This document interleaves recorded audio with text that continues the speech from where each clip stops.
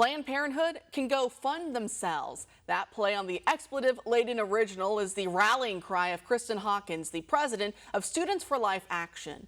In the reconciliation bill currently under consideration by the Senate are provisions from the House to defund Planned Parenthood. It would block the abortion giants and others like it from receiving federal funds, even through Medicaid. And if it were up to me, abortion clinics would be banned outright, but defunding them is a good start, right? Joining me now to discuss is Dr. Ingrid Skop, the Vice President and Director of Medical Affairs for the Charlotte Lozier Institute. Dr. Skop, thanks for being here. Thanks. It's a pleasure to be here.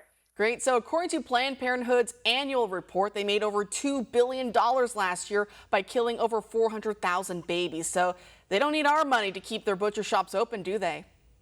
They don't need it, but they got $700 to $800 million from the taxpayers each year over the past few years. It's absolutely amazing, right? I know their big pitch is that they protect and support women, which is funny. The last few years, they all forgot what a woman is, but now they can readily define a woman once again, now that it fits their certain prerogatives under the Trump administration to try and go against him. But so they say they're all for women now, and they're saying that if this reconciliation bill passes as is, that up to 200 clinics could close. And their argument is that millions of American women would lose access to treatment for STIs. They would lose access to birth control. They would lose access to cancer screenings and the like. But is any of that true, or is abortion really their main priority? Well, they have slick marketing for sure, but the reality is every year they provide more abortions. Every year the other services they offer decrease, except the other thing we've seen increase along with abortions is cross-gender hormones. So obviously a very ideologic institution. When a woman who is in crisis, who wants to find out about her options, walks into a Planned Parenthood, there's a 97% likelihood she's going to walk out with an abortion. That's the type of services they offer. Very, very little prenatal care or other services that women need. No mammogram ever has been done at a Planned Parenthood. And even things like pap smears, we're seeing those are going down every year because they're focusing solely on abortion.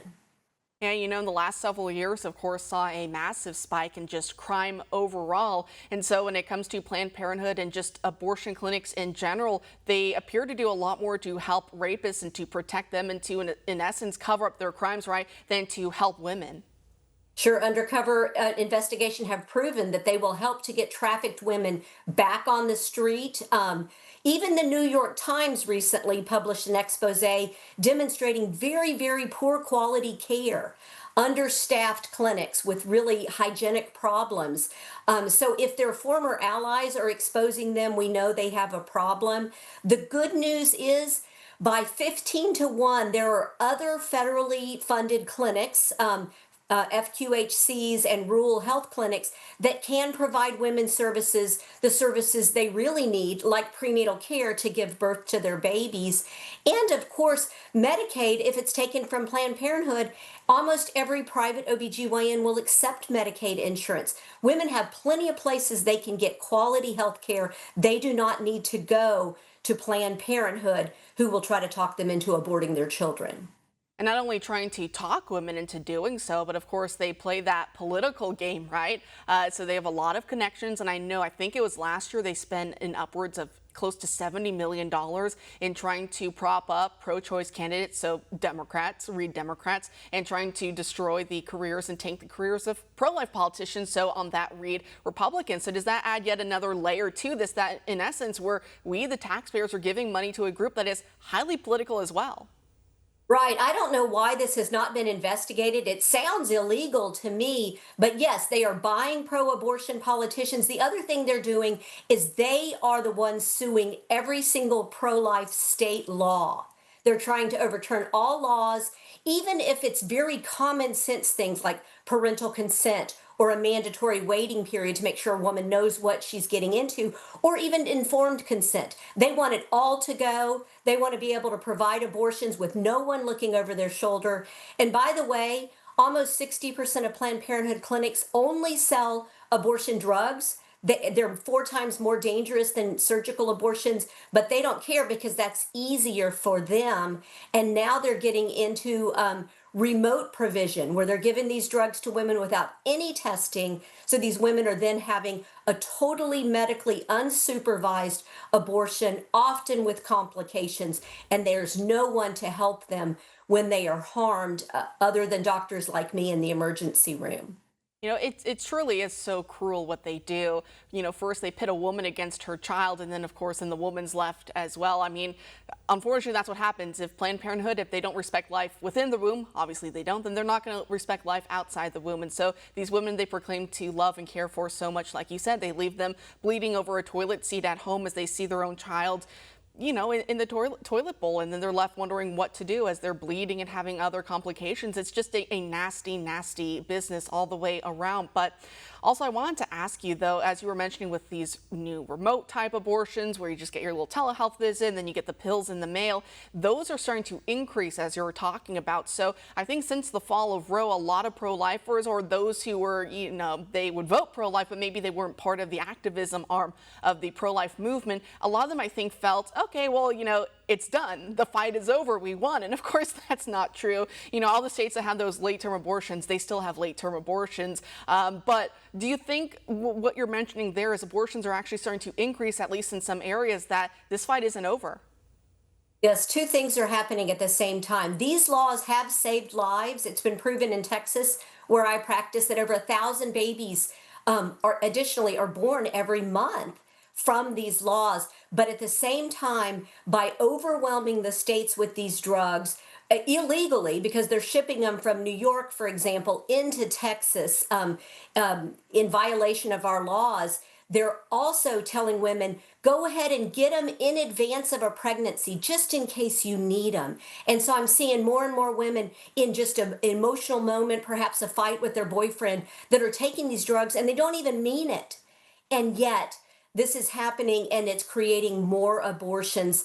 Abortions are going up. There were, Guttmacher tells us there were over 1 million last year, and 630,000 of those were through these drugs, which, as I mentioned, are much more dangerous, overwhelming our emergency rooms. 1 out of 20 women ends up in the ER. And many women have failed abortions and need surgery in emergent circumstances. That's not how you care for women that you profess to care about. And as you're talking about, sometimes some of these women may take the first of the abortion pills and then realize this isn't what I want. They sit there and they hold their belly and they think about the child in their womb, and then they realize that they can't go through with it, that all these social pressures that they may be feeling from, like you said, a boyfriend, whoever their partner may be, even from family, parents, from these abortion doctors, and like everyone who's telling them do it this way, and they may have that moment where they think, no, this actually isn't what I want. This is wrong. And then there are ways to at least try to stop the process once it's begun. I think when the first pill has been taken, but not yet the second. I know Planned Parenthood, if they go to one of those clinics, they'll say, oh, you just have to complete the process. And yet I know there's a lot of these other pro-life clinics, and they'll say, well, there are safe ways that you can try and reverse. It's not always going to work, but you can at least try in a safe manner. And I know there are state AGs, Democrat AGs, who've tried to clamp down on pro-life pregnancy clinics from trying to tell women that there is another way. So if you could speak to that as well, to give hope to some women who may be watching right now. Yes, absolutely. So the first drug, mifepristone, blocks progesterone receptors. So it's very well established scientifically that if you give high dose progesterone when a woman regrets that action, that many times you can save the baby's life. I am a provider of abortion pill reversal, so I see it and I talk to these women, and there are more and more and more of the women coming to me. In fact, just recently I talked to 4 in 1 week in Texas. So they're promoting it. These drugs are everywhere. The women do regret it. They're often coerced, and then they want to change their mind. And fortunately, we're able to help them. But I think we should recognize this is not the situation we want women to be in. 60% of women with a history of abortion say they would have preferred to give birth if they'd only had more support. Thankfully, we've got about 3,000 pregnancy centers in our country that want to provide that support to them. But again, as you mentioned, places like Planned Parenthood don't want women really to have a choice. They want them to have an abortion, and that's why they will oppose things like abortion pill reversal and the pregnancy centers that are helping them to know that there are other choices. And you're so right on that. You know, the side that prides themselves, and perhaps that may be the downfall if you pride yourself on anything, right, as the scriptures tell us. But, you know, the side that likes to pride themselves on choice, like you said, ultimately, there is no choice. They just want you to abort your baby because if you regret it or you want to stop or you want to change your mind, their whole impetus is to stop you from changing your mind. Whereas, like you said, the pro-life side, we have numerous charities, all interlaced, so many networks of charities to protect mom and baby, to help them even up to a year and beyond after birth, to make sure they have everything that they need, and not just temporal needs, not just material needs, but also emotional needs, right? Their spiritual needs as well. And we're the side that does it. They're the side that doesn't. But Dr. Scott, just last word to you on this. Do you think Republicans right now are well poised to finally deliver at least some kind of blow? It may not be the death blow to Planned Parenthood, but at least some sort of major blow to Planned Parenthood with this bill? This organization is on the brink of toppling, and I believe that defunding will cause them to fall. But we need to be vigilant. We need to continue to support women and recognize that now all of these other poor quality centers are going to try to get in on the game, and it's going to become even more of a Wild West. So we need to recognize this is a fight, and we've got to convince people this is a human life that is ending for usually social and financial reasons, and we can do so much better for women to address their true problems by offering them other means of support. You're exactly right, because what does it say about us as a society, right? When we look at the weakest and most vulnerable amongst us, the child in the womb and the mother of that child, and we lead them to such a fate. But Dr. Scott, thank you so much for making time for us. Oh, it's been a pleasure. Thank you for having me. For all our viewers asking where One America News is heading in the future, we would like to introduce you to OAN Live.